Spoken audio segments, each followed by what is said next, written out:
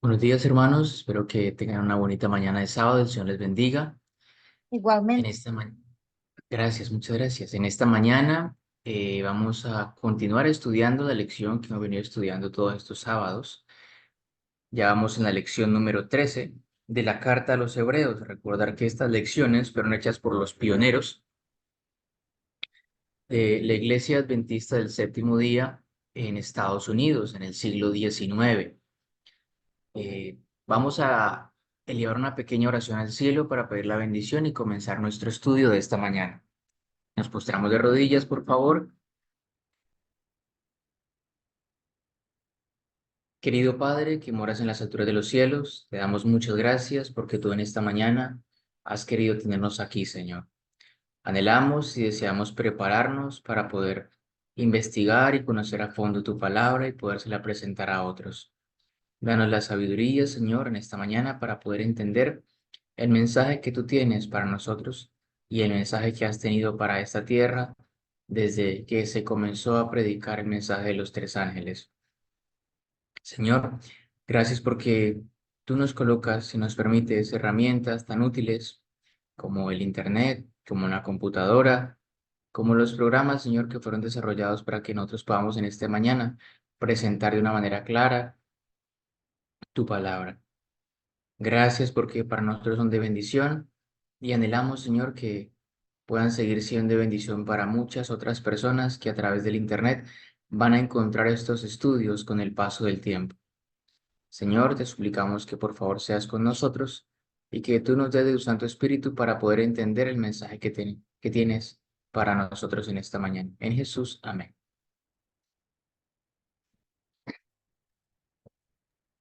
Amén. Amén.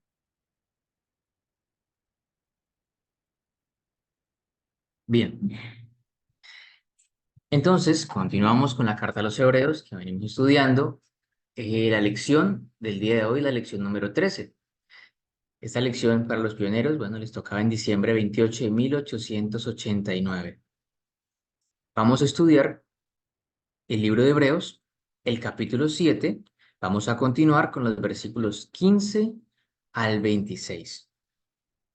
Me gustaría que alguien, por favor, leyese los versículos completos para que tengamos un panorama, un mapa, una ruta y sepamos de qué versículos vamos a abordar en esta mañana. Por favor, alguien tiene la palabra y es tan amable y nos Amén. lee, por ¿Puedo favor. leer? ¿Puedo leer, hermano? Adelante, por favor. Esto es aún más evidente si otro sacerdote se levanta a la semejanza de Melquisedec, quien no ha sido constituido conforme al mandamiento de la ley acerca del linaje carnal, sino según el poder de una vida indestructible. Pues de él se da este testimonio: tú eres sacerdote para siempre, según el orden de Melquisedec. A la verdad, el mandamiento anterior fue abrogado por ser ineficaz y inútil, porque la ley no perfeccionó nada. Sin embargo, se introduce una esperanza mejor, por la cual nos acercamos a Dios. Y esto no fue hecho sin juramento. Los otros fueron hechos sacerdotes sin juramento, mientras que éste lo fue por el juramento del que le dijo: juró el Señor y no se arrepentirá, tú eres sacerdote para siempre. De igual manera, Jesús ha sido hecho fiador de un pacto superior. A la verdad, muchos fueron hechos sacerdotes, porque debido a la muerte no podían permanecer. Pero este, porque permanece para siempre, tiene un sacerdocio perpetuo. Por esto también puede salvar por completo a los que por medio de él se acercan a Dios, puesto que vive para siempre para interceder por ellos. Porque tal sumo sacerdote no convenía, santo, inocente, puro, nos convenía santo, inocente, puro, apartado de los pecados y exaltado más allá de los cielos. Amén. Muchas gracias, hermana María Silva, muchas gracias. Amén. Bueno, hemos leído en los versículos 15 al versículo 26 del capítulo 7 de Hebreos. Para esta lección, como en las lecciones pasadas, continuaré apoyándome en el comentario del capítulo 7 del libro de Hebreos, se llama Cristo es superior a Melquisedec. Teniendo esto ya presente, vamos a comenzar el desarrollo de las preguntas de la lección. La primera pregunta nos quiere hacer, bueno, las primeras tres preguntas buscan hacer una especie de repaso, en relación a lo que hemos venido estudiando en los capítulos, en los versículos anteriores. Entonces, me van a ayudar, por favor. ¿A quién se le dio el sacerdocio en la ley de Moisés? Por favor, adelante, la persona que quiera participar, abre su micrófono y participa, Aarón y a sus responde. hijos. Aarón y a sus hijos. Ok. ¿A quién se le dio entonces el sacerdocio en la ley de Moisés? A los hijos de Aarón, Aarón y a sus hijos. Es claro, ¿verdad? Creo que sí, creo que es muy claro. La segunda pregunta es, ¿qué tan estricta era la ley sobre este tema? ¿Cuál tema? Sobre dar el sacerdocio a Aarón y a sus hijos. ¿Qué tan estricta era la ley, hermanos? Adelante, por favor, participen. Buenos días, hermanos. Buenos días. Era una ley muy estricta en el sentido de que no podía participar de ese sacerdocio si no tenía su herencia, su sangre de la tribu de Leví. Estricta también en lo que eran los ritos para su vestimenta, para su consagración. Y pues quien quisiera asumir ese cargo y que no tuviera parte en la familia de Leví, pues ya habíamos estudiado hace 8 días que su castigo era la muerte. Entonces era algo bastante estricto. Sin embargo, pues más adelante estudiamos y viene la pregunta 3, a pesar de que era muy estricta, ¿cómo pudo llegar a ser el Señor Jesús, que no era de la tribu de Leví, ser nombrado sacerdote? Muchas gracias, madre, muchas gracias. Entonces sabemos que la ley era bastante estricta en relación a el sacerdocio y a quienes debían llevarlo. Estricta en cuanto a ritos, ¿cierto?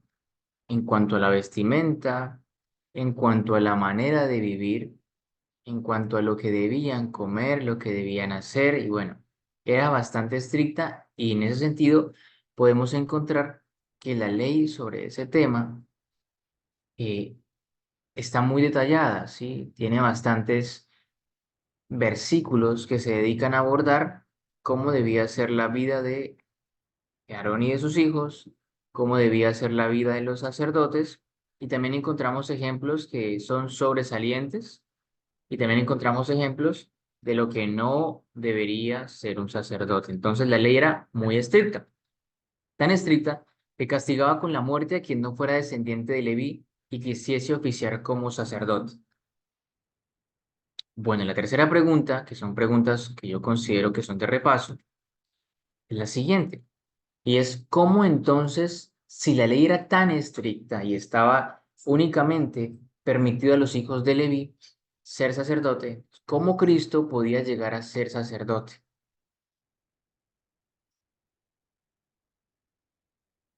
¿Cuál era la única manera en que Cristo podía llegar a ser sacerdote? Bueno, pues ese cambio lo vimos en la lección anterior hace 8 días, que se hace ese cambio de ley a raíz de un juramento que el Señor, el Dios Padre, hace para que su Hijo asuma ese sacerdocio según el orden de Melquisedec. Y cuando Él le dice que tú eres sacerdote para siempre, pues indudablemente ese para siempre nos lleva a pensar que ha de ser una persona, no un hombre común, ni siquiera un hombre común de la tribu de Leví, porque los sacerdotes pues no ejercían su sacerdocio para siempre. En el libro de que se apoya esta lección del pastor Andreasen, dice que ellos ocupaban más o menos, empezaban su sacerdocio por ahí a los 20 años y duraban alrededor de unos 30, es decir, que más o menos a los 50 años ya se estaban retirando. Entonces no podría ser un hombre común, ni siquiera de la tribu de Leví, ese nuevo sacerdocio, porque ellos no iban a asumir o a trabajar como sacerdotes ni como sumos sacerdotes para siempre. Entonces ese cambio se da por un juramento que hace Dios el Padre, en donde el Señor Jesús empieza ese nuevo sacerdocio. Con ese juramento se abroga esa ley y todo lo que había incluido en esa ley del antiguo sacerdocio, que vamos a ver más adelante que ese sacerdocio llegó a ser improductivo, ineficaz, débil, ¿no?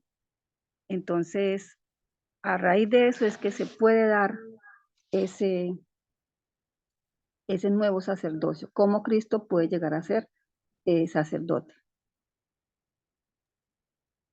Gracias, Madre, muchas gracias. Entonces sabemos que solamente Cristo puede llegar a ser sacerdote cambiando la ley del sacerdocio levítico. Ahora, la pregunta número 4.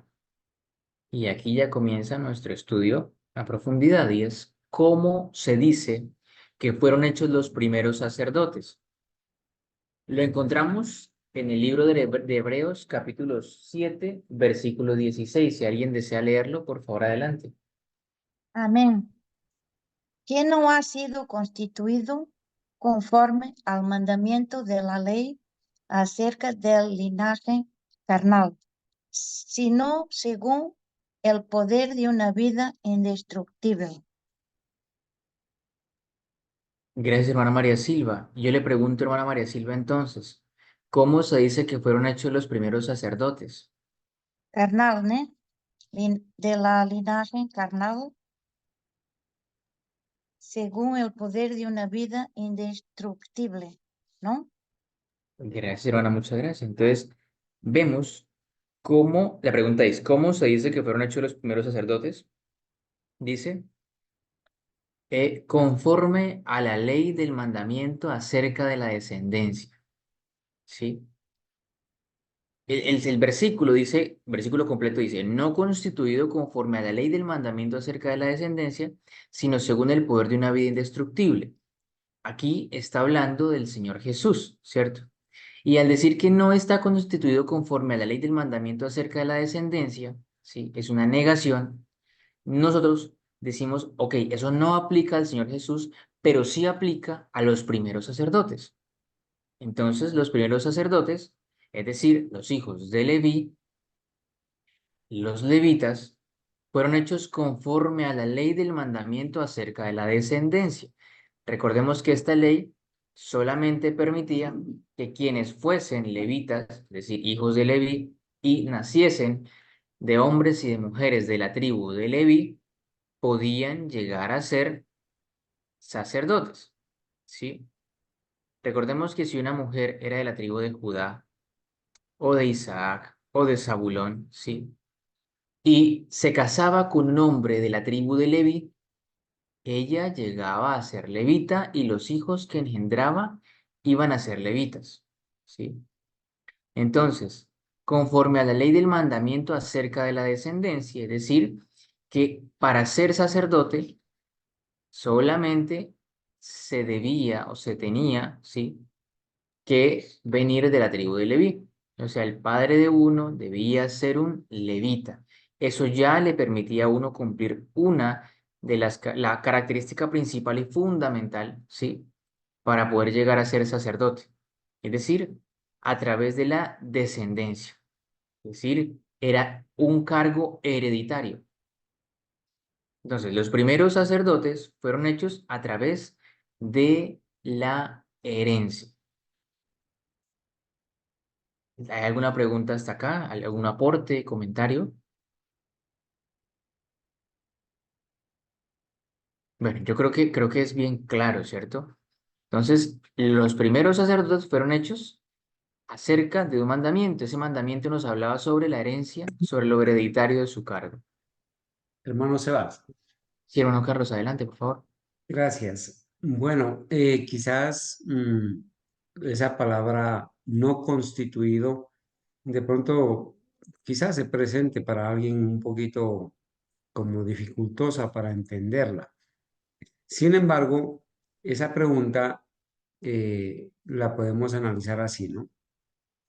Se nos está preguntando a nosotros de qué forma o cómo dicen las escrituras que fueron hechos los primeros sacerdotes. Y la cita es de Hebreos 7:16. Para entender correctamente en su contexto, es mejor leer desde el versículo 15, donde dice, y esto es aún más manifiesto, si a semejanza de Melquisedec se levanta un sacerdote distinto. Ese sacerdote distinto es Cristo, ¿sí? Se levanta Cristo como sacerdote y de Cristo se dice que es no constituido conforme a la ley del mandamiento acerca de la descendencia, o sea, una ley carnal, digámoslo así, de herencia, sino según el poder de una vida indestructible. Entonces allí nos amplía un poquito y el sacerdocio de Cristo no fue hecho, no fue constituido siguiendo el mismo patrón de los sacerdotes primeros, sino según el poder de una vida indestructible. O sea, no según la descendencia, porque Jesús, ya lo habíamos estudiado, ¿no? El Señor Jesús proviene de la tribu de Judá, ¿cierto? Mas no de la tribu de Leví. Entonces, el sacerdocio de Cristo no es de acuerdo a una descendencia. Bueno, hermano Sebas, eso era lo que quería aportar. Gracias, hermano Carlos, muchas gracias. Bueno, la pregunta siguiente es, ¿qué se entiende por mandamiento carnal? ¿Sí? Entonces, la pregunta siguiente tiene que ver relación porque los primeros sacerdotes fueron hechos a través de la ley del mandamiento acerca de la descendencia, es decir, es un mandamiento asociado a lo carnal, ¿cierto? Entonces, ¿qué se entiende por mandamiento carnal? Aquí nos envía la lección a ver la nota. Dice, carnal significa de carne. Un mandamiento carnal significa un mandamiento perteneciente a la carne. Carnal no siempre ni necesariamente significa pecaminoso o malvado. El sistema levítico no era espiritual. La perfección no era por él ni en él. La palabra parece referirse aquí a la fragilidad y mutabilidad de los sacerdotes morales. Esto se vuelve bastante cierto por el contraste. Fueron hechos sacerdotes por un mandamiento carnal, él después del poder de una vida sin fin. Entonces, ¿qué entendemos por mandamiento carnal? Pues que es un mandamiento que está vinculado a la carne, ¿sí? Y lo carnal no, en ese sentido, no se aplica a algo pecaminoso o malvado, sino más bien en el sentido, ¿sí?, de no espiritual. Es aquí donde nosotros vamos a aplicar, ¿sí? Vamos a leer, vamos a entender la pregunta. Ese mandamiento carnal es un mandamiento aplicado a algo perecedero, ¿sí? A algo no espiritual, como el sistema levítico, que no era espiritual, ¿sí? Y que es mutable, que perece, que tiene un fin, que simplemente tiene un propósito que es pasajero y transitorio. Pasajero y transitorio en el sentido de que es temporal, ¿sí? No en el sentido de pasajero y transitorio como insignificante, no, sino como temporal, como estable durante un periodo de tiempo y que debe ser mutado, cambiado. Eso es lo que entendemos nosotros por mandamiento carnal. Entonces, si recapitulamos, vamos a darnos cuenta que fueron hechos los primeros sacerdotes según la descendencia, ¿sí? Y esa descendencia es una descendencia carnal. Carnal porque el mandamiento era carnal. Es decir, era necesario que estos sacerdotes estuviesen constituidos a través de la genética. Es decir, que todos los sacerdotes que oficiaron en el santuario, en el tabernáculo o en el templo de Salomón o en el templo de Zorobabel, ¿cierto? Tenían algo en común y tenían el gen de Leví. Es decir, genéticamente todos debían tener una marca que correspondía a la genética de su padre Leví, ¿cierto? Y los levitas. Así que ese era el mandamiento y por eso se entiende como carnal. ¿Hay alguna pregunta, aporte? No sé, hermano Carlos. No, pues hermano, de parte mía, pues está todo claro, ¿verdad? La nota nos ha ayudado a, a entender, ¿no? Que el sacerdocio levita era eso, ¿no? Por descendencia de la carne, o sea, humana. El apellido, por así decirlo, el apellido Leví lo llevaban todos los sacerdotes, levitas. Estaban marcados porque había una descendencia de una genealogía, ¿cierto? De los levitas. Nadie podía ser aceptado como sacerdote si no era levita. Bueno, entonces, en ese sentido, entendemos, ¿no? O la nota nos ayuda a explicar allí mejor eh, que era carnal.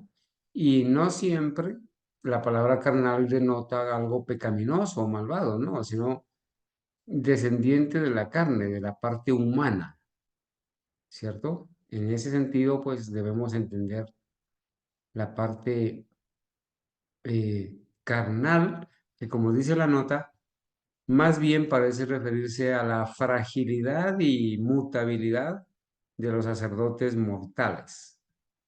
Mutabilidad es cambiante, ¿no? Inmutable es no cambiante. Mutable es cambiante, frágil. Entonces, en ese sentido, mm,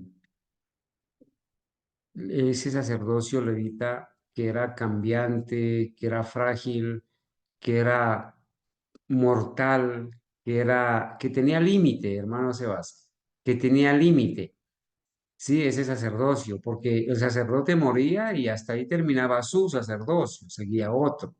Pero ahora mm, el sacerdocio de Cristo es a través del poder de una vida sin fin, porque Cristo es eterno. Obviamente no siempre va a oficiar como sumo sacerdote. Va a llegar, como hemos visto en las lecciones anteriores, el sacerdocio de Cristo va a tener un fin, pero Él es eterno.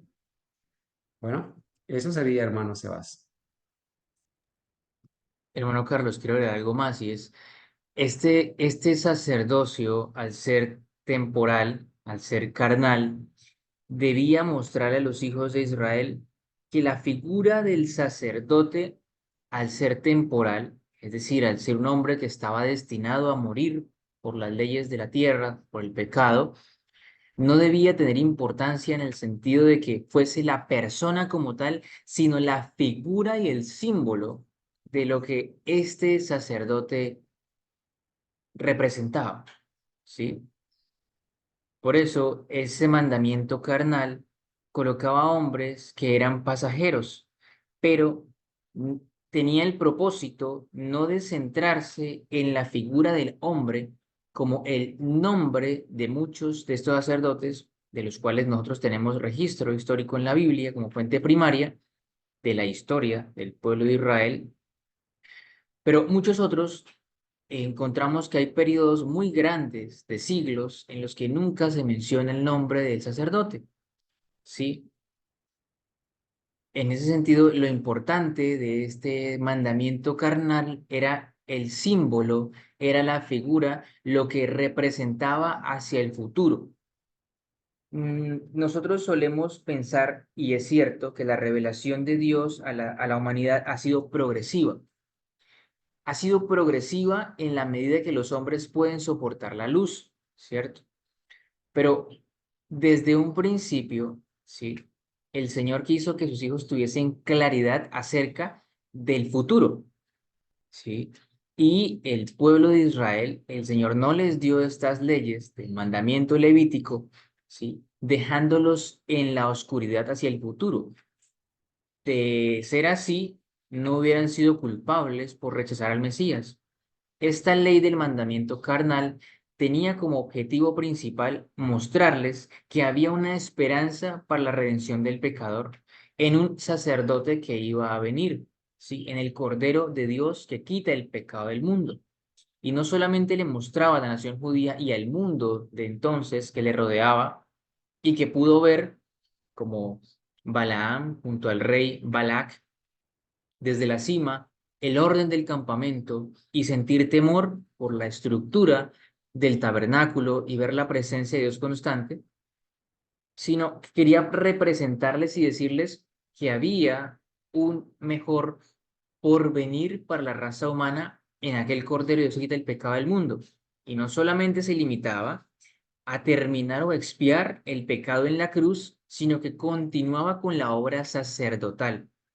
Por eso nosotros vemos que el Antiguo Testamento hace mucho énfasis en la esperanza del Mesías y en ese sacrificio que constantemente se hacía, matutino, vespertino, pero posteriormente encontramos al apóstol Pablo, ¿cierto? Haciendo alusión en el libro de los Hebreos y a los demás apóstoles y escritores del Nuevo Testamento sobre esa nueva esperanza y la nueva labor que Cristo hecho como sacerdote desempeña en el santuario celestial, en el lugar santo y posteriormente hacia nuestra era en el lugar santísimo.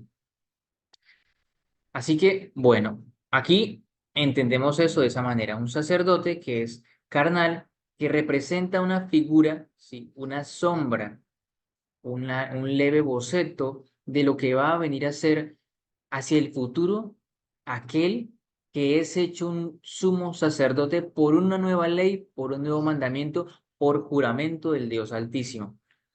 La siguiente pregunta es la número 6. Entonces, si el mandamiento era carnal, si la ley de ese mandamiento no permitía que sacerdotes distintos a la tribu de Leví oficiasen o fuesen llevando las vestiduras sacerdotales, ¿cierto? Con las piedras, con la manera en que se representó detalladamente, ¿cómo entonces es posible que Cristo se ha hecho sacerdote? ¿De qué manera?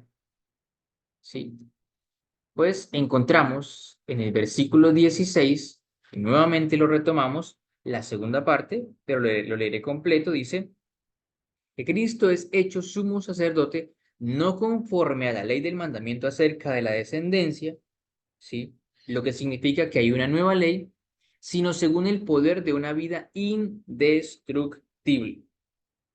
Es decir, que Cristo es hecho como sumo sacerdote bajo un nuevo pacto, bajo una nueva ley, ¿sí?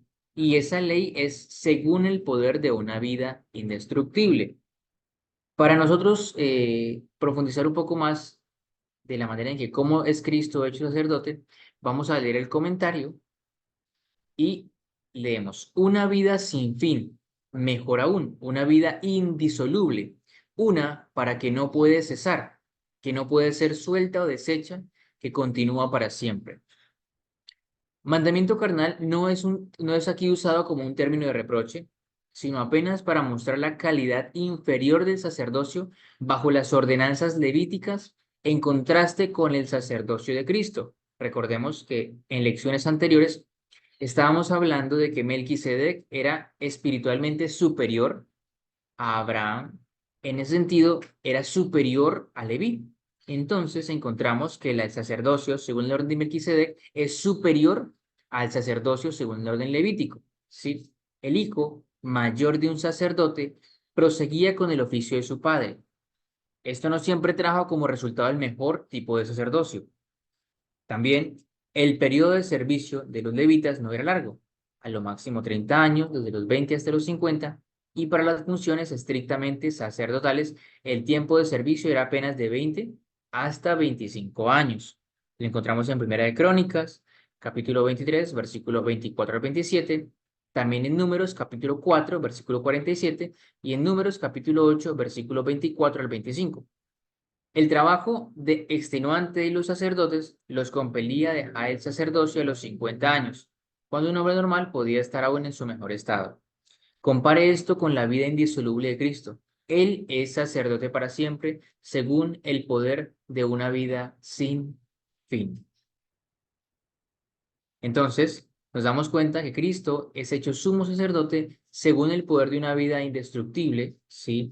Según el poder de una vida sin fin, bajo una nueva ley que es la del orden, bajo un nuevo orden, que ya no es el orden levítico, sino el orden de Melquisedec.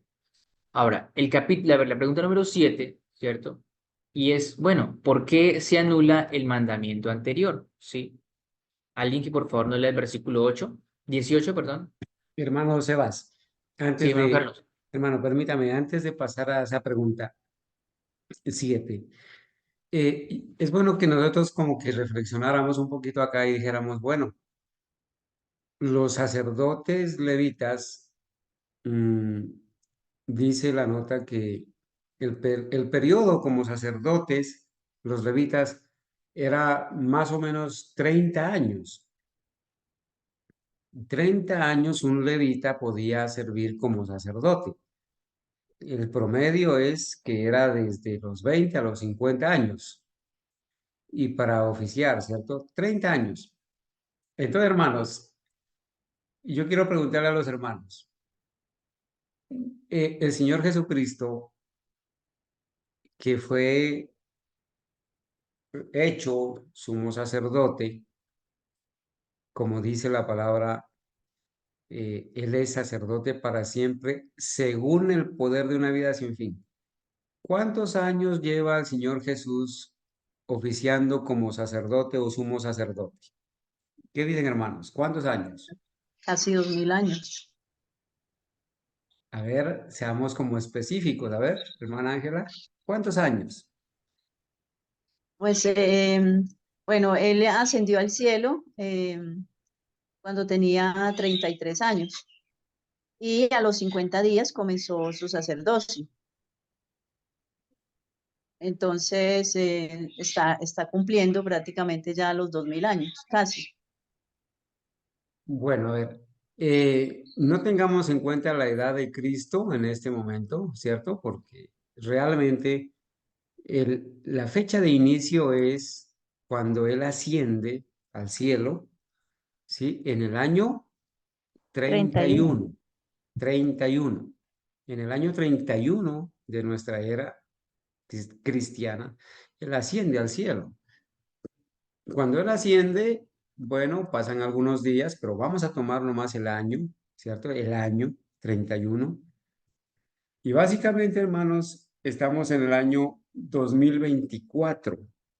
Prácticamente en el año 2031 se cumplirían 2000 años. O sea que básicamente el Señor Jesús ya va a llevar cerca de 2000 años, 2000 años menos 7, como sacerdote, como sumo sacerdote.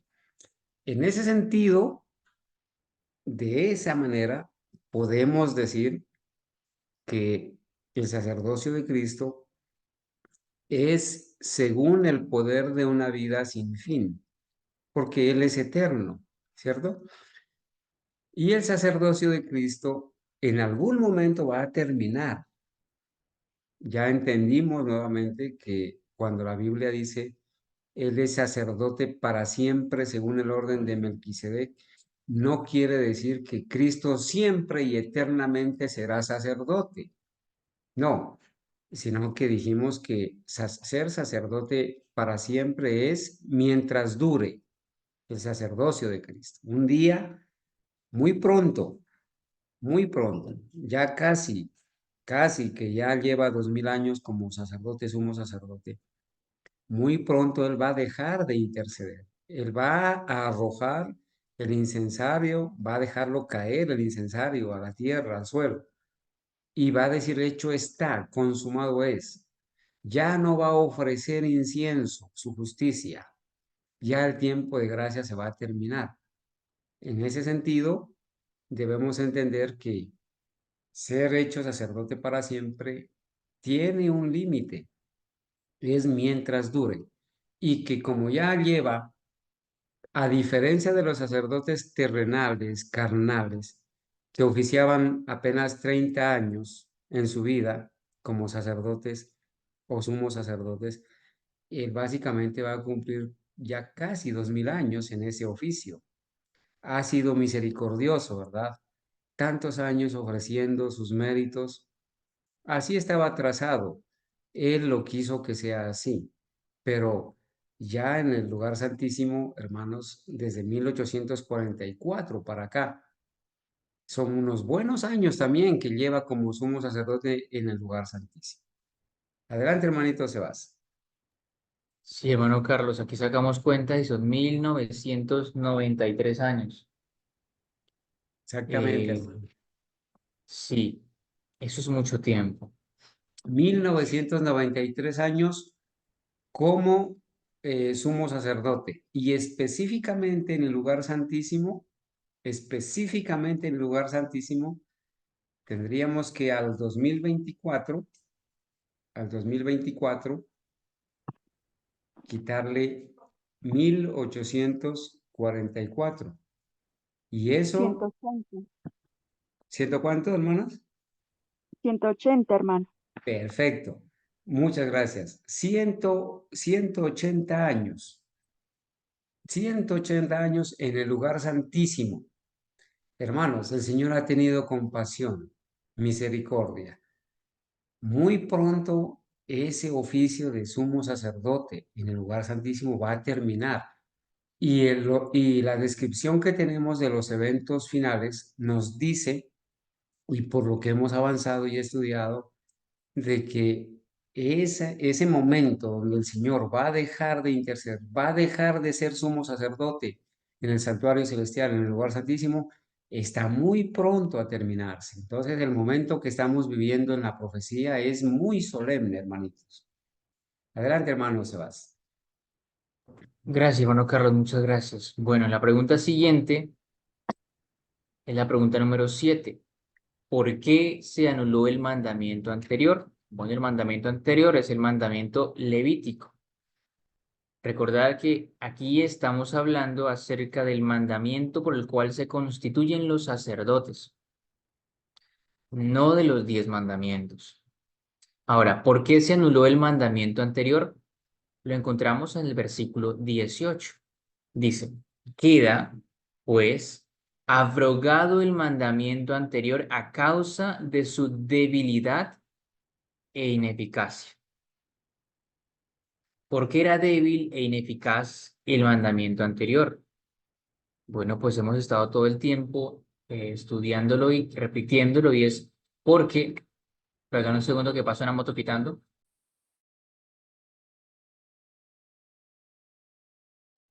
Gracias. Entonces, es un mandamiento que es débil e ineficaz porque está ligado a lo carnal, está ligado a seres humanos que somos débiles e ineficaces para presentarnos delante del Padre por nuestros propios méritos.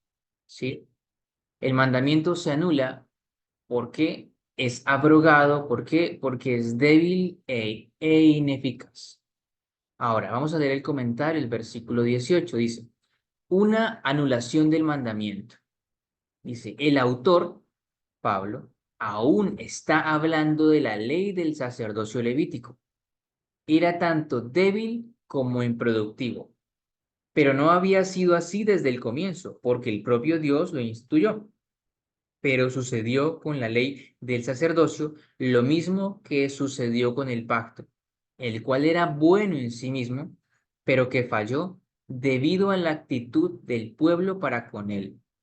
La ley sacrificial, que fue dada para que aborreciesen el pecado, fue hecha un instrumento para animar a pecar. La ley sacrificial que fue dada para que aborreciesen el pecado, fue hecha un instrumento para animar a pecar.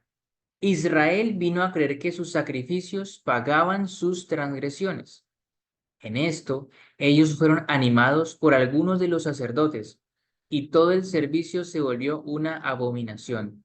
No había nada que Dios pudiese hacer, sino abolir tanto el servicio como el sacerdocio. En el libro que nosotros estuvimos leyendo, nos dimos cuenta que habían pecados por los cuales era imposible ofrecer un sacrificio y esperar que ese sacrificio hiciese remisión de pecados. Cuando David se acuesta con Betsabé, la esposa de Urías, y luego manda a matar a Urías porque Betsabé queda embarazada de él, el Salmo 51, una parte, sí, dice, tú no quieres sacrificio que yo daría, no quieres holocausto, le dice David al Señor. ¿Por qué el Señor no querría que David hiciese sacrificio u holocausto? ¿Es si acaso el Señor no quería que David se arrepintiese para obrar en su contra el mal? No.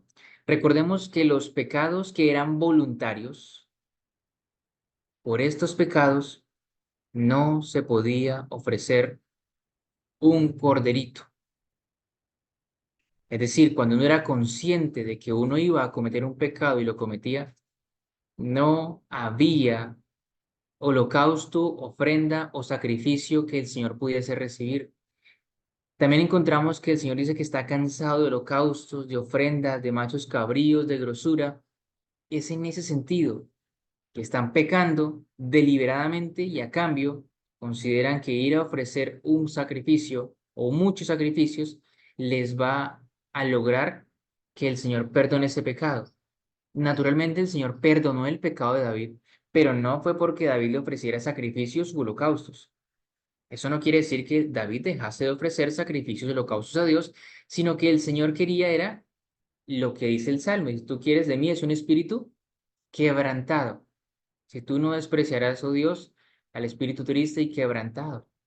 Así que el perdón que David obtuvo por su pecado, yo hablaba de eso con mi madre esta semana y le decía que Salomón era hijo de David con Betsabé. Sí, el hombre más sabio de la tierra fue fruto de una unión que comenzó en pecado y que luego pues es bien particular, ¿no? David se lleva a Betsabé y termina haciéndola su mujer, casándose con ella, y ella termina dándole un hijo al trono. Y Betsabé después termina intercediendo por un par de personajes particulares en la historia delante de David cuando ya David ha envejecido y han pasado los años. Así que a esto se refiere con que el pueblo de Israel consideró que el sistema de sacrificios era un paliativo a poder pecar irrestrictamente. Y en esto también los sacerdotes fueron animados a ver y a recibir ganancias o dividendos por las ofrendas, ¿sí?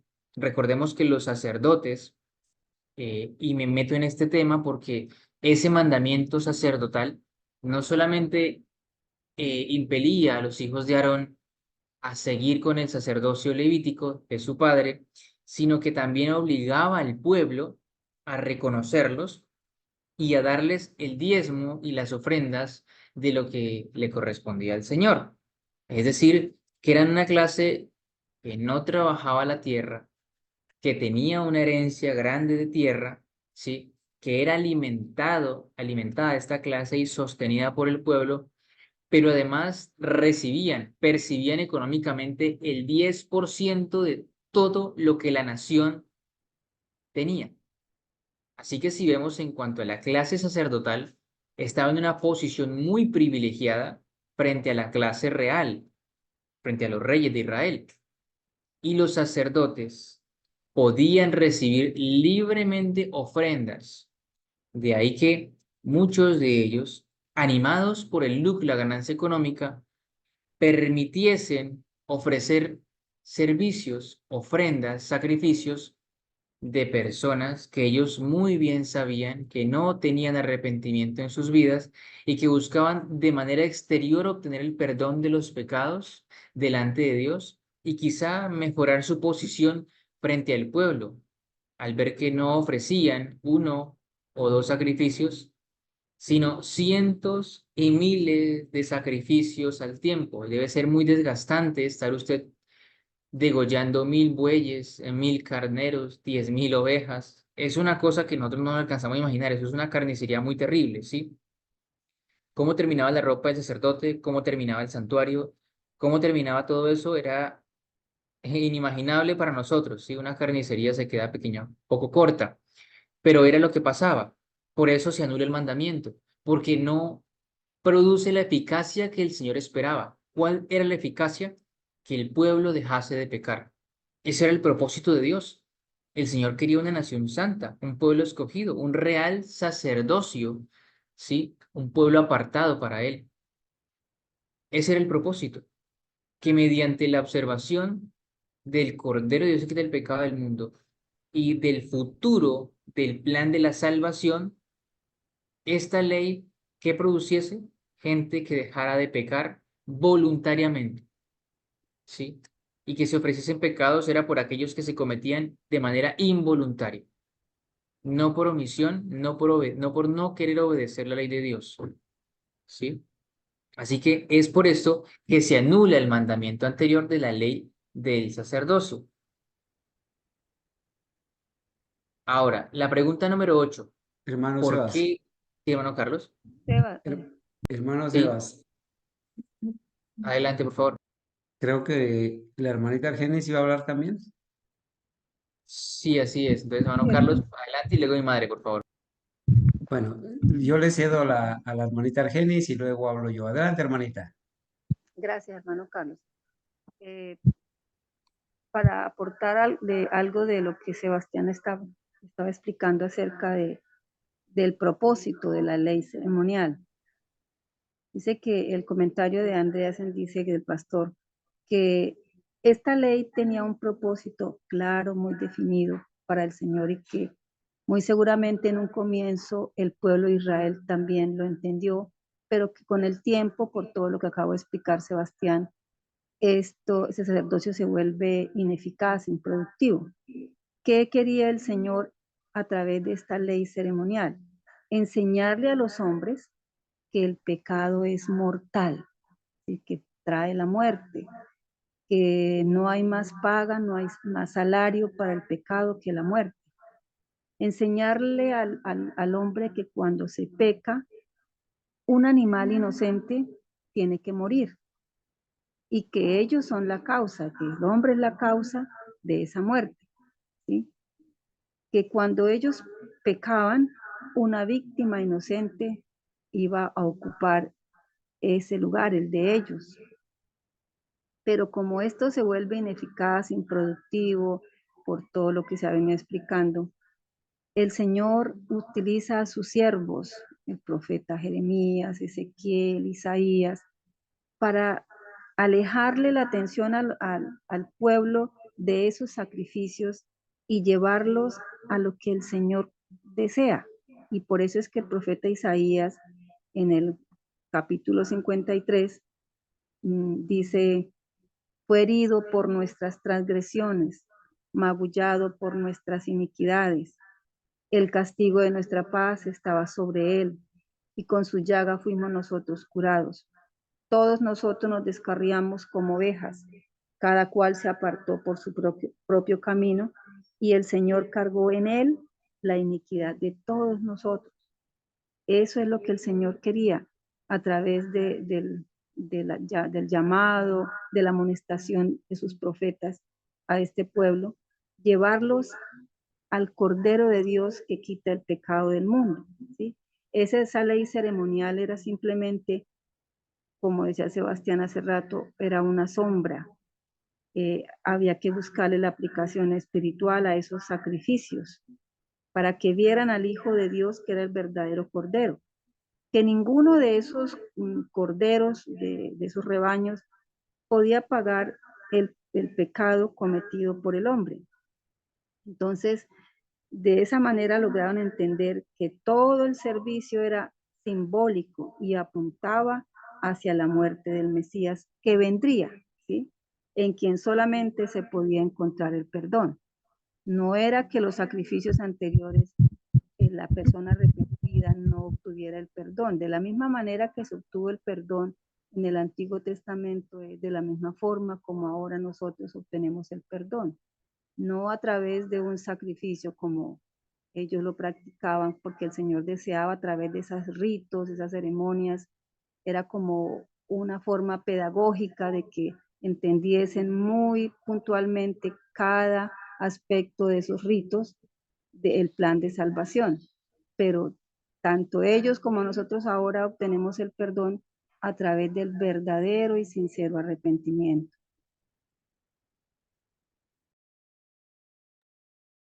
Hermana Argenis, muchas gracias por ese aporte tan valioso.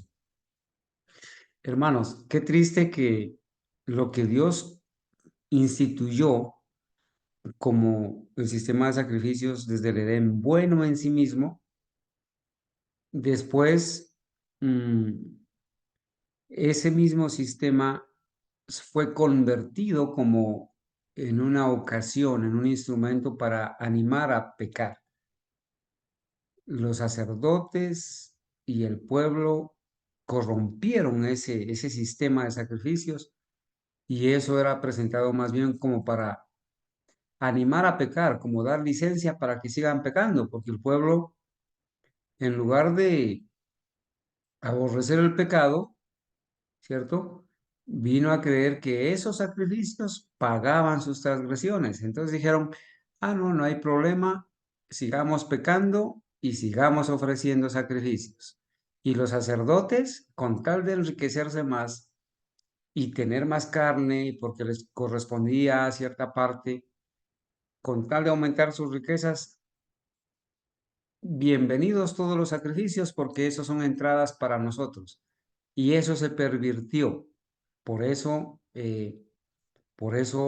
se volvió ese servicio una abominación. Y el Señor dijo, hastiado estoy de holocaustos, de sacrificios, de grasa, estoy hastiado. Ustedes están hollando mis atrios. Bueno, yo quiero hacer aquí, hermanos, el papel de evangélico, de pentecostal o de protestante. Y les quiero hacer una pregunta a todos mis hermanitos. Hermanos, yo soy un protestante evangélico, soy un pentecostal, un presbiteriano, soy quizás un testigo de Jehová. Y yo les digo, a ver, hermanitos, adventistas, historicistas, abran la Biblia y yo les voy a demostrar como protestante evangélico de que la ley de Dios fue abolida y que ya no hay que guardar el sábado. Y les voy a leer Hebreos 7:12 y Hebreos 7:18. ¿Qué me contestarían ustedes a la pregunta que yo les voy a hacer? Aquí la Biblia dice que la ley de Dios fue abolida. Dice, versículo 12 de Hebreos 7. Porque cambiado el sacerdocio, necesario es que haya también cambio de ley. Entonces, allí dice que fue cambiada la ley. Y si fue cambiada, el versículo 18 dice, queda pues abrogado, anulado el mandamiento anterior a causa de su debilidad o ineficacia. Esto quiere decir que el mandamiento anterior, incluyendo el mandamiento del sábado, quedó abrogado porque la ley fue cambiada. Por favor, ¿qué me contestarían si son tan amables? Adelante, todos los que quieran opinar, ojalá los hermanos que no han hablado. Adelante, hermanitos. ¿Qué diríamos? Aló, Yo Her- digo, hermanos, Aló. yo pienso que O sea, en lo que yo, en los tantos años que tengo de estar eh, con la ayuda del Señor y todo, tratando de andar en los caminos de Él, porque perfectos no somos. Y hay momentos en que flaqueamos y le fallamos al Señor. Pero nos retomamos nuevamente, nos levantamos y le pedimos al Señor que nos permita seguir haciendo su voluntad y dando testimonio en lo que nosotros nos hemos comprometido con Él.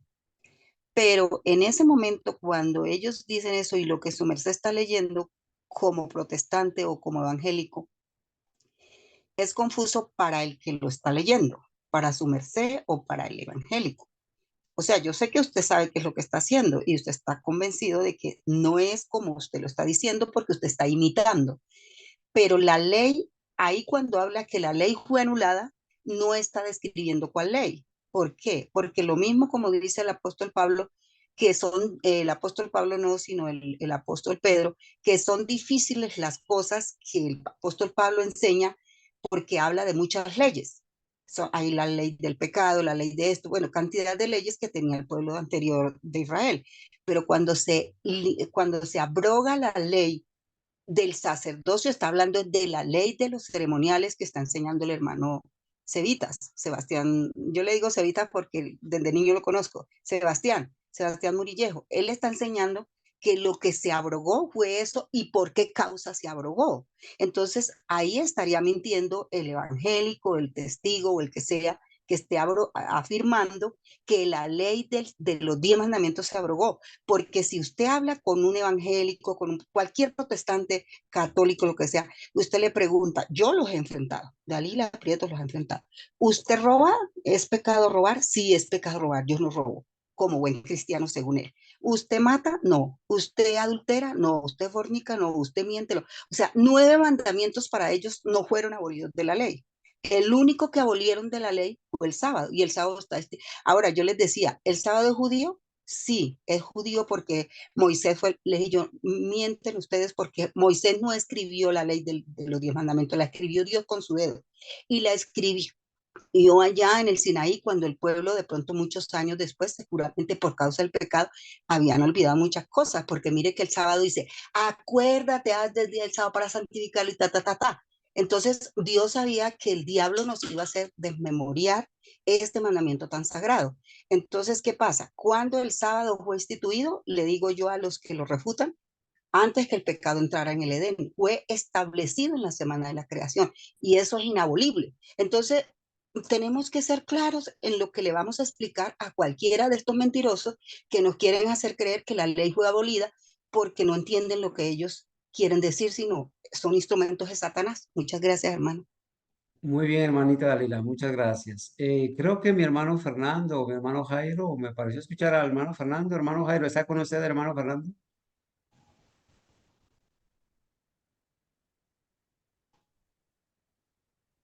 Bueno, si no es así, hermano Sebas, no sé si hay alguien más Hermano para... Carlos. Sí, Adelante, hermano. hermanito.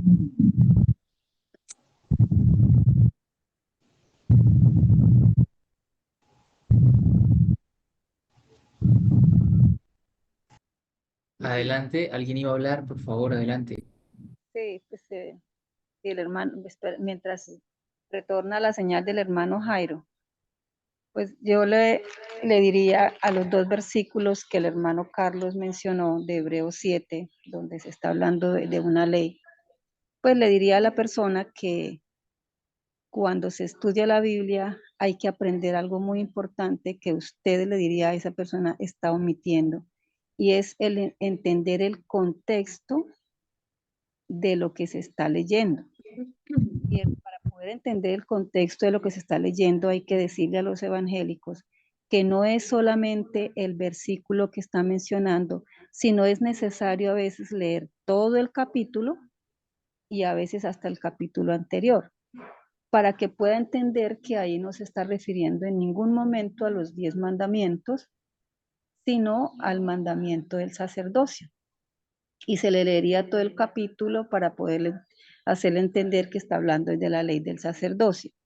Y después de pronto de muchos versículos que ellos podrán sacar, hay 2 versículos, hay 2 digamos, varios versículos del libro de San Mateo muy contundentes para mí, que es 5:17. Mateo. No penséis que he venido para abrogar la ley o los profetas, no he venido para abrogar, para anular, sino para cumplir.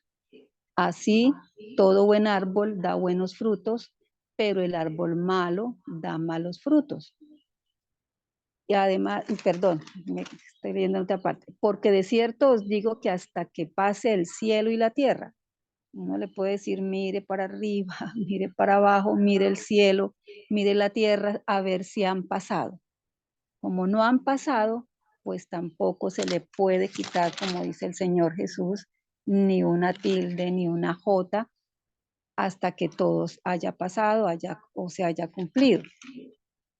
Igualmente, para mí, ver el San Mateo 7:21, donde le dice a los cristianos que no los conocen aquel día cuando ellos le van a decir que en su nombre hicieron milagros, predicaron y pueden hacer una lista larga, pero el Señor les va a decir que no los conoce, que se aparten de él hacedores de maldad, y hay que explicarle al evangélico que en el texto original hacedores de maldad quiere decir anomias, o sea, violadores de mi ley.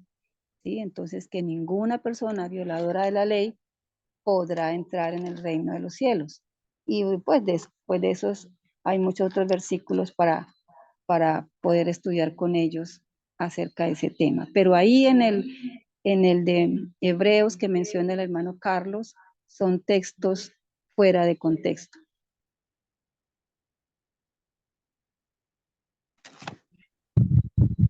Yo quisiera agregar algo más, madre, es que a la hora de usted leer la Biblia, no solamente la Biblia en el contexto, porque con dificultad una persona sacaría un párrafo de un libro y lo citaría de la misma manera que lo hacen con los versículos de la Biblia, ¿no? Recordar que la división de los versículos por capítulos de la Biblia se hace para poder encontrar y dividir más fácilmente la Biblia, pero como tal encontramos que son libros que son escritos de principio a fin, ¿sí? Que llevan una idea central, que tienen un objetivo y que esta división por capítulos y por versículos podemos llamarlo como una división artificial, porque en últimas es un capítulo, es un libro completo que el autor escribe de principio a fin, que tiene un mensaje, ¿cierto? Que está en una época particular, que es escrito para un pueblo en especial, ¿sí? Y bueno, lo que tiene es uno que reconocer que no solamente la Biblia, sino todo lo que uno estudia debe ser entendido en un contexto y de principio a fin. Cuando uno lee un libro, sí, uno puede comenzar a leerlo del final hacia adelante o de la mitad hacia adelante, pero al final, si usted no se leyó el libro completo, no va a entender, sí, lo que el autor está queriendo decir, porque es una cita, hay una expresión bien particular que dice que una cita sin contexto es un pretexto, ¿no? En últimas, lo que tenemos que nosotros revisar es decir, bueno, está diciendo eso, ¿a qué ley se refiere, cierto? Porque hay muchas leyes, ¿sí? En el Antiguo Testamento hay muchas leyes. Podríamos resumirlas como las leyes sanitarias, leyes sobre los esclavos, leyes de los 10 mandamientos, de la ley de los 10 mandamientos, que se hace división con las otras leyes, ¿no? Que son ceremoniales, rituales, y son muchísimas leyes las que hay en los libros del Antiguo Testamento, ¿sí? Especialmente cuando el pueblo de Israel se está ajustando a su nueva vida en libertad, porque han pasado 400 años en esclavitud en Egipto. Así que yo lo que haría, hermano Carlos, sería invitarle a leer el capítulo, ¿sí? Como, como medida urgente, digo urgente porque muchas veces estas personas consideran que tienen tiempo para estudiar la Biblia, pero llegan a la casa de uno y cuando realmente uno se dispone a querer estudiar con ellos, dejan de volver, no asisten más, no quieren leer y uno se da cuenta que están en últimas es haciendo la labor del vendedor, patrocinando la empresa para que le compren el producto, en este caso, pues la fe, y que usted asista porque es el interés primario de ellos, llevarlo a usted a un sitio físico a un lugar donde usted pueda depositar sus diezmos, sus ofrendas, o pueda comprar sus libros o el material que venden, ¿no? Apoyarles económicamente. Y si no económicamente porque se es muy pobre, entonces por lo menos apoyarles con publicidad. Pero bueno, en ese sentido yo creería que lo más práctico, lo más pronto, con mayor urgente sería revisar el capítulo y explicarle que el capítulo lo que está queriendo mostrar es el objetivo, sí, por el cual fue necesario sustituir el sacerdocio levítico por un sacerdocio nuevo, el del Señor Jesús, según el orden de Melquisedec, que es lo que venimos abordando en las lecciones anteriores. Ya esta es la tercera lección que yo les acompaño. Hermano Carlos, adelante, por favor. Sí, muchas gracias, Sebastián. No sé si la hermana Argenis iba a aportar algo más, que tenía el micrófono abierto, hermanita Argenis. Sí, hermano Carlos, pues hace 8 días, Sebastián, cuando se habló sobre que ahí no se refería a los 10 mandamientos, él tomó, eh, escribió los 10 mandamientos.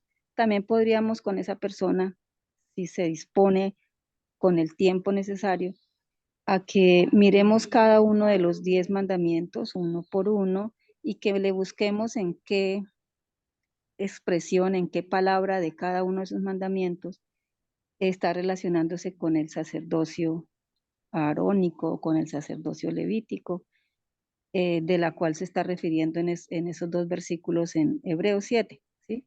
Y que no tiene nada que ver estas leyes del sacerdocio con los 10 mandamientos. Muy bien, hermanita Argenis. Muchas gracias. Bueno, yo hice la pregunta porque es una pregunta muy, muy común. Entonces, hermanos, para puntualizar, en el versículo 12, cuando dice que era necesario que también haya cambio de ley, no se refiere, no se refiere a cambiar la ley de ceremonial a la ley moral, no. Es el cambio de ley, se refiere a la ley del sacerdocio, como nos lo ha hecho entender el hermano Sebastián ya en 2 ocasiones. ¿Sí? Y en el versículo 18, que queda pues abrogado el mandamiento anterior, el mandamiento del sacerdocio, ¿sí? No es la ley moral, ni tampoco se refiere a la ley ceremonial ahí, no, sino a la ley del sacerdocio. Adelante, hermano Sebastián. Muchas gracias, hermanos, por sus opiniones. Hermano Carlos, muchas gracias. Entonces, en el capítulo 8 encontramos, perdón, en la pregunta número 8, sí, encontramos que se nos pregunta por qué no fue rentable, ¿cierto? Bueno, pues ya le hemos estado viendo, porque nada perfeccionó la ley. Es decir, porque se convirtió en un sistema de ritos y ceremonias que buscaban justificar el pecado a toda costa a través de los sacrificios, ¿sí? Y no vieron a quien redimía al hombre a causa del pecado primario de Adán y de Eva en el Edén. Pues no fue rentable porque se convirtió en un sistema de ceremonias, de sacrificios y de ritos donde el que tenía más dinero, por así decirlo, tenía muchas mayores posibilidades de pecar más porque podía pagar más rico y en abundancia tanto al sacerdote como a este sistema de sacrificios que el Señor había instituido, pero que se corrompió porque fueron los hombres corruptos que eh, comenzaron a transar, a cambiar el cielo a cambio de sacrificios, ¿sí? Entonces, por eso no fue rentable, porque nada perfeccionó la ley. Y de la introducción de mejor esperanza por la cual nos acercamos a Dios. Ahora, la pregunta número 9 es, ¿qué se incorporó cuando se dejó sin efecto? Bueno, pues el versículo 19 de la segunda parte dice que se introdujo una mejor esperanza por la cual nos acercamos a Dios. ¿Y cuál va a ser esa mejor esperanza por la cual nos acercamos a Dios? Bueno, hay una nota. Me gustaría que por favor alguien pudiese leerla para nosotros. ¿Quieres leerla? Bueno, aquí nos la va a leer Laura. Hubo una anulación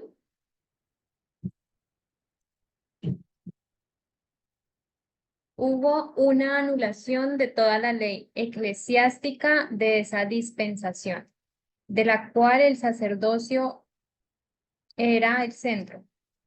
El versículo 19 está oscurecido por la traducción común. La primera cláusula ciertamente debe estar entre paréntesis, porque verdaderamente hubo abrogación del mandamiento anterior por la debilidad y su inutilidad, porque nada perfeccionó la ley, sino la introducción de una mejor esperanza por la cual nos acercamos a Dios. El contraste real en el pasaje es destruido por la introducción de la palabra hizo en nuestra versión. Hubo una anulación de uno y hubo una incorporación del otro. El primero no perfeccionó nada. Por el segundo nos acercamos a Dios. El primero tenía que ser quitado para que el segundo pudiera tener lugar. Hay una fuerza en la expresión por la cual nos acercamos a Dios, que generalmente se pasa por alto. Así, se dice que Moisés se acercó a Dios, mientras que el pueblo se mantuvo alejado. Éxodo 20, 21-24. Y así los sacerdotes se acercaban a Dios en su santuario, incluso en su presencia. Pero era muerte para el pueblo acercarse. Pero bajo la intercesión de nuestro sumo sacerdote se dice que todos nos acercamos a Dios. Veas el mismo contraste presentado en 2 Corintios, capítulo 3, versículo 12 y 18. ¿Qué privilegio de gracia se confiere a través del Evangelio de Cristo? Bien, entonces podemos ver que la nota nos muestra que hubo realmente una anulación de toda la ley eclesiástica de esa dispensación, ¿sí? De la cual el sacerdocio era el centro, ¿sí? Así que nos está hablando de que aquí este primer versículo, ¿sí? Dice, pues nada perfecciona la ley, ¿sí? Si nosotros miramos el contexto en el que este versículo se viene presentando, volvemos a la diapositiva en la que tenemos toda la cita, ¿cierto? Encontramos que dice, queda pues abrogado el mandamiento anterior a causa de su debilidad e ineficacia, pues nada perfecciona la ley. Estos paréntesis de acá pueden ser reemplazados por coma y en el español los paréntesis son utilizados para hacer aclaraciones o para extender un poco lo que se está diciendo. Es decir, el mandamiento abrogado queda anterior a causa de su debilidad e ineficacia y nos aclara que es débil e ineficaz porque nada pudo perfeccionar la ley, ¿sí? Y que además de que se abroga, se introduce una mejor esperanza por la cual nos acercamos a Dios. Y pues se nos cuenta que cuando el pueblo se quiso acercar al monte, tuvo miedo y le pidió a Moisés y a Aarón que fuesen ellos, a Moisés, perdón, y bueno, estaba su hermano Aarón, que fuesen ellos quienes se acercaran a Dios y quienes estuvieran a hablar con Dios al monte, porque el pueblo tenía mucho miedo de morir por la presencia del Altísimo. Pero aquí se nos dice que podemos acercarnos a Dios. Es decir, es una cercanía naturalmente distinta a la que el pueblo de Israel pudo tener en el pasado, de ver la gloria, la presencia del Dios omnipotente, del cual tenemos registro, porque pues Dios es fuego consumidor y el monte Sinaí, el verdadero monte Sinaí, el que está en Arabia y en Egipto, está quemado, ¿sí? Así que el pueblo de Israel sintió la presencia de Dios a unos cuantos kilómetros, unos cuantos metros. La tierra temblaba, echaba humo, habían rayos, relámpagos, fuego. Debe ser un espectáculo impresionante y naturalmente para el corazón humano, pues, de temor. Y vamos a leer además todo el comentario del versículo 19 del libro del comentario de los Hebreos y dice, la ley no perfeccionó nada. La ley proveyó sacrificios de acuerdo a la naturaleza de la ofensa. Así un hombre podía ofrecer su sacrificio, llevarlo al tabernáculo, confesar su pecado e irse perdonado. Al día siguiente, podía pecar nuevamente, repetir el mismo servicio y ser perdonado, y así al otro día y al subsiguiente, a través de todo el año. No había fin para los sacrificios. Aún en el día de la expiación, los servicios no terminaban en carácter. Tan luego como era terminada la hora del día, otra ronda anual era comenzada, y cuando eso terminaba había otra más, y así seguía año tras año. En otra parte, Pablo declara que la ley nunca puede, por los mismos sacrificios que se ofrecen continuamente cada año, hacer perfectos a los que se acercan. De otra manera, no sería necesario ofrecerlos más, ¿no? Pues los que tributan este culto limpios una vez no tendrían ya más conciencia de pecado. La queja aquí es que no había un fin para los sacrificios, y la razón dada es que la ley no podía hacer perfecta la transgresión, porque en ese caso las ofrendas habrían cesado. Lo que la ley no podía hacer, lo hizo la llegada de una nueva esperanza. Esta esperanza se centra en Cristo, porque Él es aquel que toma el lugar del sacerdocio levítico, el cual es débil e infructuoso. Así, leemos que por una ofrenda, Cristo perfeccionó para siempre aquellos que son santificados. Lo que la ley no pudo hacer, Cristo lo hizo. En síntesis, es hacernos perfectos y dejar de pecar. Ahora, más adelante en ese capítulo, creo que en la página 115, encontramos lo siguiente, ¿cierto? ¿Por qué fue necesario cambiar la ley? Madre, por favor, adelante.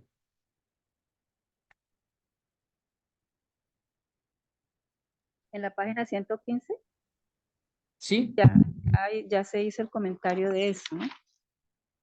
Pero pues podemos agregar un comentario hecho con respecto a la ineficacia de esa ley. Dice que cuando los apóstoles se reunieron en Antioquía, Pablo resumió lo que ellos, esa preocupación que tenían ellos con respecto a la ley ceremonial, sobre los pecados que estaban contemplados en esas ofrendas o sacrificios que se ofrecían. Y él dice: sabed pues esto, varones hermanos, que por medio de él, el Señor Jesús, se os anuncia perdón de pecados, y que de todo aquello de que por la ley de Moisés no pudisteis ser justificados, en él, en Jesús, es justificado todo aquel que cree. En general, solamente los pecados de ignorancia eran provistos en la ley de Moisés, lo que usted explicaba, ¿no? La diferencia entre los pecados de ignorancia y los pecados cometidos conscientemente.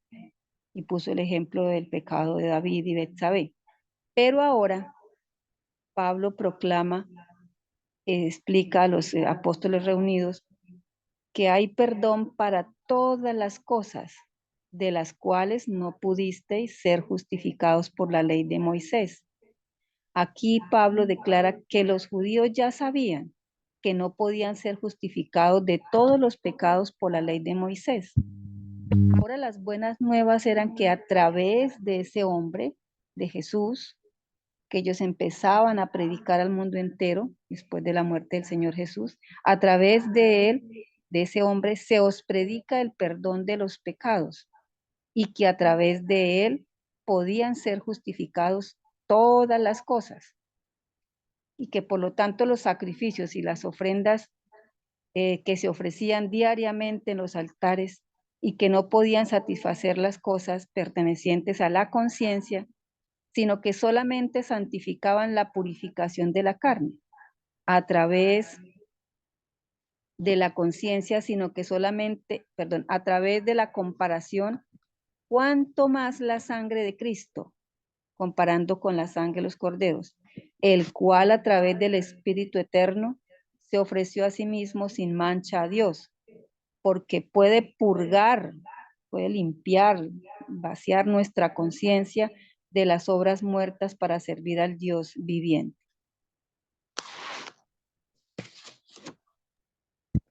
hermano Sebastián. Sí, hermano Carlos, adelante, por favor. Gracias. Hermano Sebas, mire, nosotros vemos aquí representado ese mismo plan de Satanás, ¿no? De pecar, rezar y empatar. Qué triste que lo que Dios había instituido en el Edén, el sistema de sacrificios para el perdón de los pecados, que señalaba a Cristo, al Cordero de Dios que quita el pecado del mundo, haya sido tan pervertido que el mismo Dios que lo creó lo haya tenido que quitar. Porque el pueblo de Israel y el pueblo del Antiguo Testamento tenían claro, escrito desde el Génesis 3:15, desde que se instituyó el sistema de sacrificios, tenían bien claro de que el cordero como tal no quitaba el pecado, ni esa sangre del cordero no quitaba el pecado. Era un símbolo que apuntaba a la venida de Cristo. Y todo el Antiguo Testamento está bien representado y todo el mundo sabía que esa sangre de toros y machos cabríos y de animales no podían perdonar. Sencillamente era un símbolo. Y a pesar de que había tanta claridad, ellos lo convirtieron en un sistema legalista, donde sencillamente tenían la libertad para pecar y al otro día o el mismo día llevar un sacrificio. Al otro día volvían a pecar y llevaban un sacrificio. Y así se la pasaban todo el año, llevando animales al santuario y sacrificándolos, pero dándole rienda suelta a sus pecados. Ese mismo sistema abominable es el que existe hoy en las iglesias cristianas y en la iglesia adventista. Cuando a la gente le dicen, no puede usted dejar de pecar porque nació pecador, y solamente cuando venga Cristo es que usted va a dejar de pecar, va a ser transformado. Entonces vaya y peque, pero venga a la iglesia, reza y empata. Así funciona el sistema católico, el sistema evangélico, el sistema adventista. Eso causa mucha tristeza. Por eso, hermanos, cuando Cristo viene, en Juan 1:29 se dice de Cristo, Juan el Bautista, señalándolo a Cristo, dice, he aquí el Cordero de Dios que quita el pecado del mundo. Pero el sistema judío que ya se había paganizado, entonces rechazan a Cristo, lo rechazan.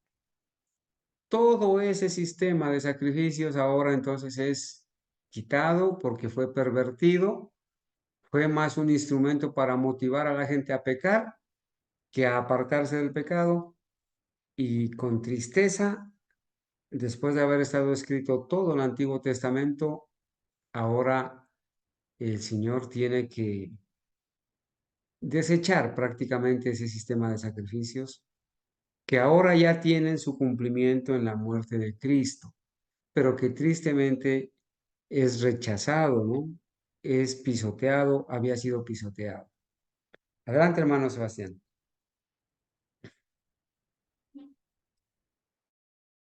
Gracias, hermano Carlos, muchas gracias. Vamos por la pregunta número 10. Dice, ¿cómo el Padre declaró el sacerdocio de su Hijo? Versículos 20 y 21. ¿Alguien por favor podría leerlos?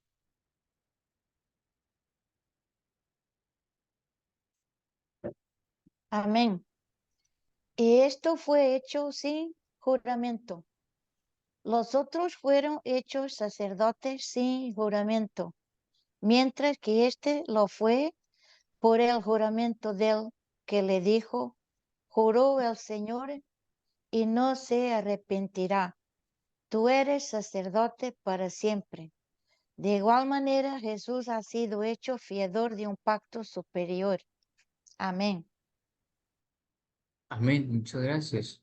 Hermana María Silvia, muy amable.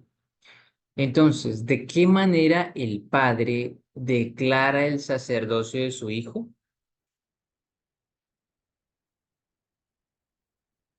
Yo les quiero hacer una pregunta. Con juramento. Cuando, sí, adelante, hermano Carlos. Sí, con juramento, hermano. Siga, siga. ¿Ustedes recuerdan o tienen presente qué es lo que hace válido un juramento?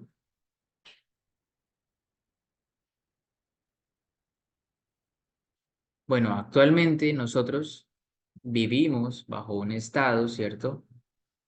Un estado que puede ser social de derecho, un estado que puede ser republicano, ¿cierto?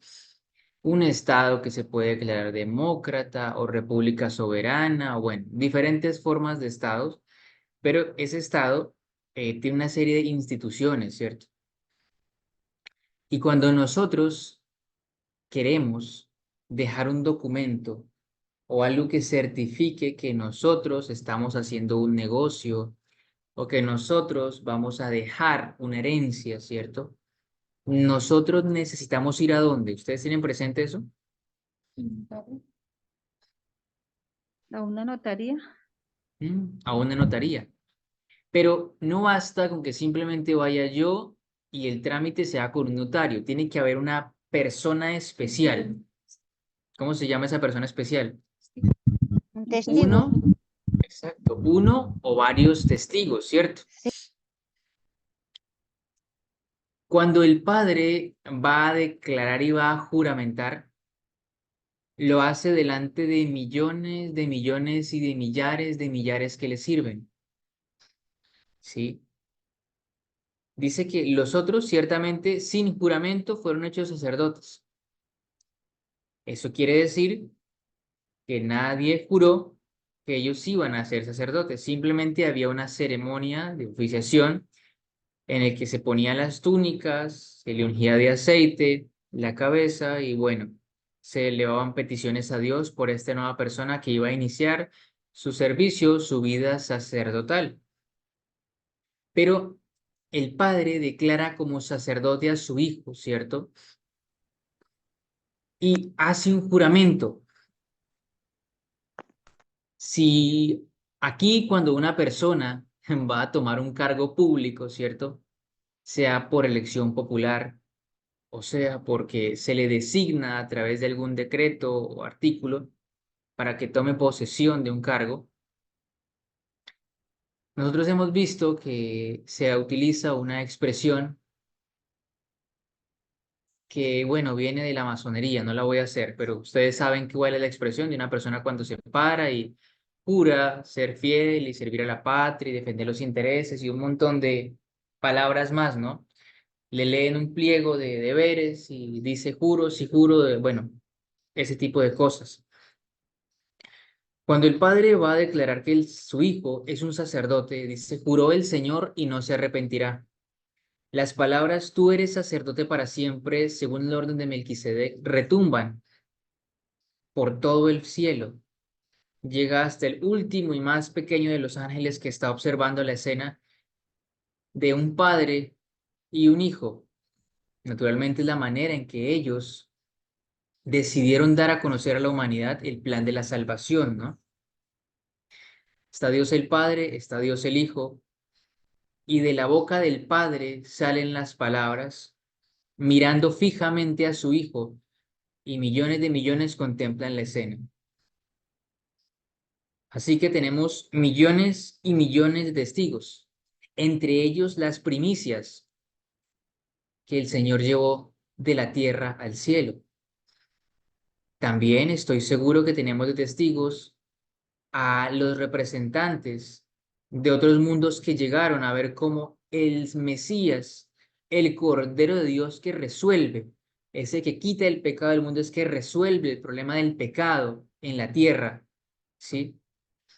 Que restaura a través de su muerte y su obra mediadora ante el Padre. Tenemos entonces al universo entero escuchando al Padre decirle a su Hijo que Él es sacerdote para siempre según el orden de Melquisedec. Esto nos pone de manifiesto dos cosas.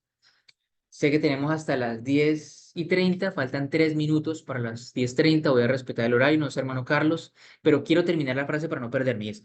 Esto nos pone en manifiesto dos cosas. La primera, que el Señor está jurando ante su Hijo, ¿sí?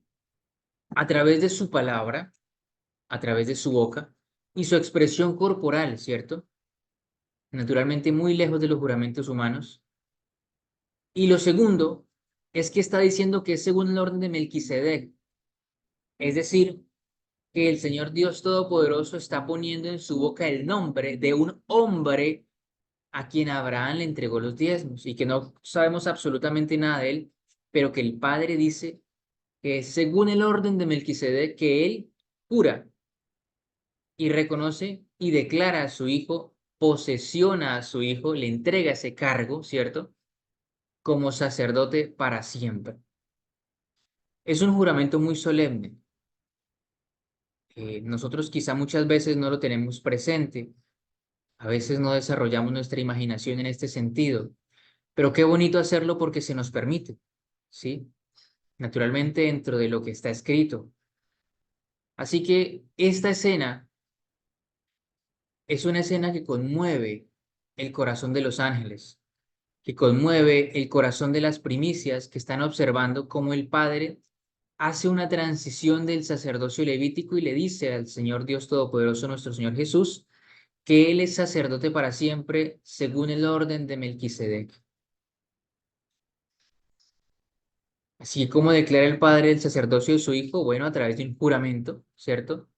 Y además de este juramento, dice, pues que lo ordena según un orden, ya no levítico, sino un orden de Melquisedec. Hermano Carlos, se ha culminado el tiempo. Adelante, por favor, ¿me puede indicar cómo proceder? Sebas, un momentico. Sí, madre. Después de este comentario que se hace a esta pregunta, y como nos lleva usted a mirar ese momento de solemnidad para el universo entero, ¿cómo no debe ser también para nosotros que estamos beneficiándonos de ese sumo sacerdocio allá en el santuario celestial? Eso indica, ese juramento indicaba de una vez que no había más sucesión en el servicio sacerdotal y que es el único sacerdocio reconocido por el cielo. No hay más sacerdocios que se deban reconocer aquí en la tierra, sino el sacerdocio de nuestro Señor Jesucristo en el cielo.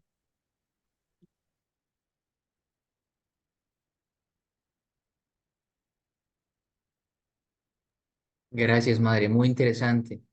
Muchas gracias. Hermano Carlos, Amén. por favor. Amén, hermanita Argenis, por esa aclaración. Y nosotros, básicamente, como hijos de Dios, firmemente reconocemos que solamente Cristo es nuestro sumo sacerdote en el lugar santísimo del santuario celestial. Y gloria a Dios por eso, hermanos, porque a partir de ahora, hermano Sebastián, comenzamos a adentrarnos en la presentación de Jesús como ese sumo sacerdote, ¿cierto? Y en el capítulo 8 de Hebreos, por ejemplo, el primer versículo dice, ahora bien, el punto principal de lo que venimos diciendo, o sea, de todas esas lecciones que Pablo nos ha enseñado hasta Hebreos capítulo 7, él dice, lo más importante de todo esto es que tenemos tal sumo sacerdote, el cual se sentó a la diestra del trono de la majestad en los cielos, ministro del santuario y de aquel verdadero tabernáculo que levantó el Señor y no el hombre. Entonces, todo esto que Pablo les ha escrito a los hebreos y que nosotros hemos estudiado en estas, hasta aquí, 12 lecciones y la mitad, se va a condensar en algo bien importante que es el sacerdocio de Cristo en el santuario celestial. Y entramos en un campo fascinante, muy lindo, sobre el estudio del santuario y de Cristo como nuestro sumo sacerdote. Gloria a Dios por las palabras de nuestra hermana Argenis, donde solamente Cristo es nuestro sumo sacerdote. Hermano Sebas, esto está tan pervertido, así como en el Antiguo Testamento crearon sacerdotisas, hermano, y se crearon sacerdotes de Baal. Y ese mismo modelo, hermano, ese mismo modelo está impregnado en el cristianismo de hoy y en el falso protestantismo. Hoy en día, hermano, se ordenan sacerdotes católicos, se ordenan mujeres pastoras como sacerdotisas, aún las iglesias satánicas, que fueron las primeras que ordenaron mujeres al sacerdocio, al pastorado, hermano. Y esto está impregnado en nuestros días. Bueno, le he escrito a mi hermana Ángela, ella va a continuar ahorita en el culto, como vamos en la pregunta 10 vamos en la pregunta 10 y son 20, hermano Sebas, le he escrito a la hermana Ángela para que por favor, ella tenía programado para esta tarde continuar con el estudio del santuario, pero como ella estuvo anoche en el tema, ahora va a predicar. Le he pedido el favor que nos ceda el espacio para que usted continúe esta tarde cerrando el estudio de la escuela sabática. Y hermanos, ya en esta lección 13, hago la aclaración, ustedes ven que la lección continúa no como lección, sino con un estudio demasiado importante. De eso estaremos hablando esta tarde, porque no vamos a cambiar todavía de lección, ¿sí? Porque ustedes ven que hasta aquí vamos en Hebreos 7 y lo demás. ¿Dónde está lo demás? ¿En qué escuela sabática está lo demás? La verdad, en todas las lecciones, en las 20 lecciones traducidas, yo no lo encontré, el estudio de la continuación de Hebreos. Pero vamos a continuar estudiando lo que resta de esta misma lección, que es el tema de la naturaleza caída de Cristo. Y vamos a estar revisando las más de 400 citas que hay acerca de la naturaleza caída de Cristo. Ustedes se van a dar cuenta, hermanos, y no saben el beneficio que vamos a tener al tener condensadas todas estas citas, porque, hermano Sebas, uno de los mayores problemas que tenemos ahora es que la iglesia adventista, la iglesia católica, las iglesias caídas, todos dicen que Cristo vino con una naturaleza inmaculada y que como Él era diferente a nosotros, entonces nosotros no podemos dejar de pecar como Él lo hizo. Y ese sí es un problema grandote. Entonces nosotros debemos tener claro esto y por eso es que nos vamos a concentrar una vez terminada esta tarde la escuela sabática. El próximo sábado vamos a iniciar con ese plan de seguir estudiando esta misma escuela sabática que en su complemento tiene esa cantidad de citas, hermanos, sobre la naturaleza caída de Cristo. Entonces, hermano Sebastián, muchas gracias a los hermanos que hicieron los aportes también. Me gustaría, hermano Sebas, que usted, por favor, haga el cierre con la oración. Cantaremos un himno y el tiempo será de nuestra hermanita Ángela. El Señor lo bendiga, hermano Sebastián, por toda esa colaboración y ese apoyo que hemos tenido de todos nuestros hermanos que estuvieron cumpliendo a cabalidad, todos por igual. Hermana Gabriela, Amén. hermana Anita, hermana Argenis, hermana Ángela, hermana Jimena también, Estefanía, todos estuvieron cumpliendo a cabalidad con esos estudios de la escuela sabática y vale la pena entonces ahora sí, en esta semana ya terminada la lección 13, entonces volver a programar con los predicadores del Santo Sábado y los otros días. Hermano Sebas, haga el cierre, por favor, si es tan amable. No sé, alguien creo que iba a opinar, a decir algo, no sé, hermano.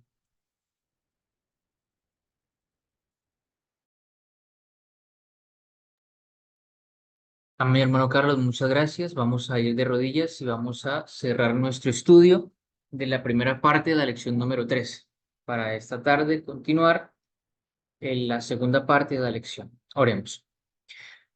Querido Padre, te damos muchas gracias, Señor, porque todo lo que tú haces lo das a conocer a los seres humanos y a los seres que tú has creado que habitan otros mundos. Gracias porque tu palabra ha sido entregada y revelada a los hombres a través de manuscritos que van completos, no van mutilados ni van a medias. Gracias, Señor, porque cuando tú revelaste a tu Hijo a este mundo, tú lo hiciste con un propósito muy grande. Tú le enseñaste a Adán y Eva que iba a venir un Salvador y en tu misericordia les velaste que ese Salvador tardaría 4000 años en llegar, Señor Jesús, de la cual ellos iban a vivir una cuarta parte de esa vida. Duros y largos fueron los años que Adán vivió en esta tierra y aún más los de Eva. Señor, estamos a punto de terminar el periodo de pecado en esta tierra, pero antes de que ese periodo de pecado en esta tierra termine, en nuestra vida debe terminar el periodo de nuestro pecado, Señor. Debemos acudir a ti y debemos entender de qué manera la naturaleza caída de nuestro Señor Jesucristo nos hace a nosotros enseñar que nuestra naturaleza, en la absoluta obediencia a la ley de Dios, podemos, eterno Dios, llegar a ser tan obedientes como el Señor Jesús lo fue a su Padre. La expresión naturaleza caída de Cristo es tan poco usada, Señor, y tan poco empleada que a mí particularmente se me hace un poco extraña. Pero Señor, te damos las gracias porque tú quitas las tinieblas de nuestros ojos, tú quitas, eterno Padre, y colocas en nuestro corazón el querer como el hacer por tu buena voluntad, y tú anhelas que en nuestra vida, Señor Jesús, tengamos lo mejor que podemos tener, eterno Padre, y es entender a cabalidad, entender a plenitud tu palabra, porque si nos ha sido dada, no debe ser porque tú ocultaste parte de ella, Señor. Vivimos en un momento en el que tenemos la plenitud de la revelación en nuestras manos, Señor. Permítenos estudiar, ser diligentes. Permite que pese a las ocupaciones y a las adversidades que tengamos en el día, si tenemos presente cuál es nuestro propósito y nuestro objetivo aquí en la tierra, el tiempo, eterno Padre, para estudiar tu palabra nunca será un inconveniente, será una delicia y una necesidad diaria para poder avanzar y poder, Señor Jesús, darnos cuenta que vamos hacia un lugar distinto, hacia un lugar mejor. Amén. Y que nuestra condición como seres humanos caídos y pecaminosos, no muy lejos, eterno Padre, está la misma condición en la que el Señor Jesús vino y nació de manera no inmaculada de María y pudo vencer todos los instintos heredados, Señor Jesús. Porque la genealogía de Jesús no es más sino una genealogía de seres humanos que pecaron, pero que vencieron el pecado en sus vidas y que lograron llegar a ser perfectos en obediencia y en armonía. Ellos mirando al porvenir, nosotros mirando al Señor Jesús, pero siempre con la mirada puesta en el mismo punto, eterno Padre. Ellos hacia el futuro, nosotros hacia el pasado, pero también hacia el presente de nuestro Salvador en los cielos. Danos, eterno Padre, el espíritu de fortaleza, ahuyenta cualquier espíritu de pereza, de somnolencia, de irreverencia, para que en este segundo estudio, eterno Padre, la lección del estudio principal de la mañana, podamos nosotros, Señor Jesús, acabar y encontrar tesoros, eterno Padre, que estén en los cielos, y podamos albergar que nuestro tesoro esté en el cielo, porque donde esté nuestro tesoro, allí estará nuestro corazón. En el nombre de Jesús lo agradecemos todo. Amén. Amén. Amén.